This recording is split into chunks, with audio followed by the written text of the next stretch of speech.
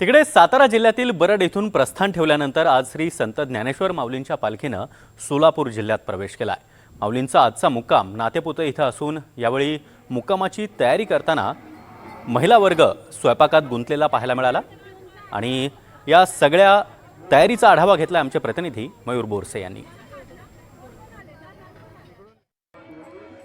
रामकृष्ण हरी माऊली माऊली ज्ञानेश्वर महाराजांच्या पालखीने आज सातारा जिल्हा सोडून सोलापूर जिल्ह्यात प्रवेश केलाय। भव्य स्वागत सोलापूर प्रशासनाच्या वतीने करण्यात आलंय आणि आता नातेपुतेच्या अलीकडे अगदी एका दिंडीने आपला पाल इथे टाकलाय आणि परमार्थ करत असताना या 20 दिवसांच्या परमार्थासाठी जेवढा संसार त्यांना लागणार आहे म्हणजे कांदे, बटाटे, वांगी आहेत आणि धनधान्य आहे, या सर्वांचा ते एका ट्रकमध्ये संचय करून इकडे नातेपुतेच्या दिशेने आता पाल टाकलाय। तिथे ही ट्रक उभी केली आहे आणि आता संध्याकाळच्या जेवणाची तयारी चालू आहे।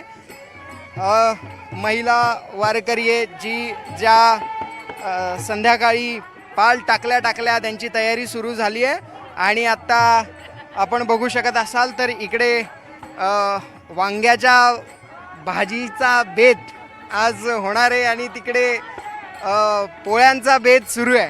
तर सगळे मिळून जवळपास किती लोकांचा स्वयंपाक असेल आज? 250। तुम्हाला जास्त माहिती, तुम्ही इकडे या बसा। मला सांगा दिंडी कुठली आहे? खानापूर तालुका, खानापूर तालुका। हा, सांगली जिल्हा। संस्था किती वर्षापासून येत आहे? 10 वर्ष झालं। काय सांगता? एवढीच मोठी दिंडी आहे म्हणजे एवढा मोठा व्याप घेऊन येता का दरवर्षी की वाढत जातोय? होय, सगळा व्याप आमच्या संघच असतो। मग किती लोक आहेत? 250 लोक चालायला। अरे वा। मग आज काय रोजचाच बेत आहे की आज काय वेगळं आहे? आज वेगळा नाही, रोजचाच हा यो बेत, पण आज पाहुणार आहे त्यामुळे जादा करायचा आहे। हे सगळे पाहुणे आहेत काय? ही सगळी भजन मंडळ, डॉक्टर साहेब, तुम्ही वार्ताहर लोक, ही सगळी पाहुणं आहे ती, त्यांच्यासाठी यो बेत आहे।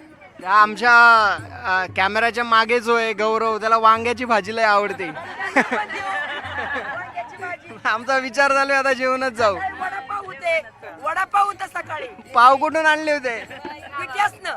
वा वा वा। इडली पण होती। इडली पण होती? हा, इडलीचं भांड होतं की 1000 इडल्या करून आणल्या होत्या इथं। 1000? 1000 इडल्या। तुमच्या दिंडी पुरता का अख्ख्या पालखी सोहळ्या पुरता? कोण येईल त्याला, कोण येईल त्याला, कोण येईल त्याला, कोणी येईल ती पाहुणे पैन सगळ्यांनी खाल्ल्या। वा वा वा। मग आता पुढचं नियोजन कसं असणार आहे 4-5 दिवसाचं आता उरलेल्या? असंच राहत आहे सगळं घरून आणलंय की वाटत येत आहे?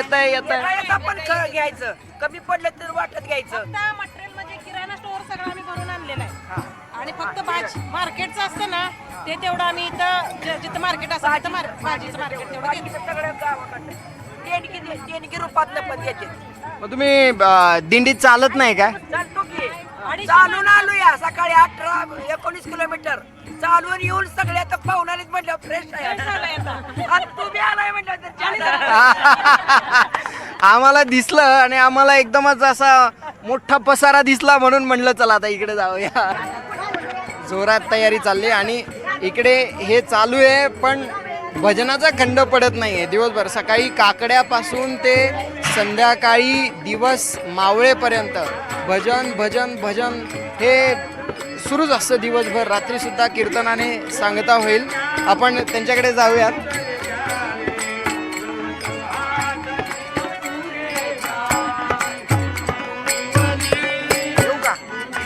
येऊ का?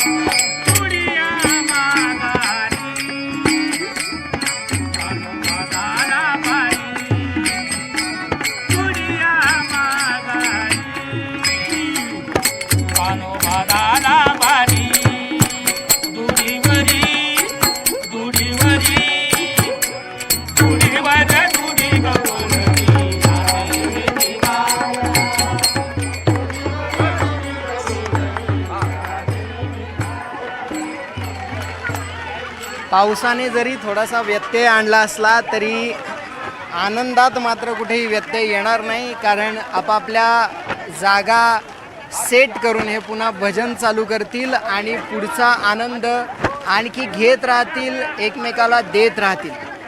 कॅमेरा पर्सन गौरव नाईक सोबत मी मयूर बोरसे, NDTV मराठी, नातेपुते.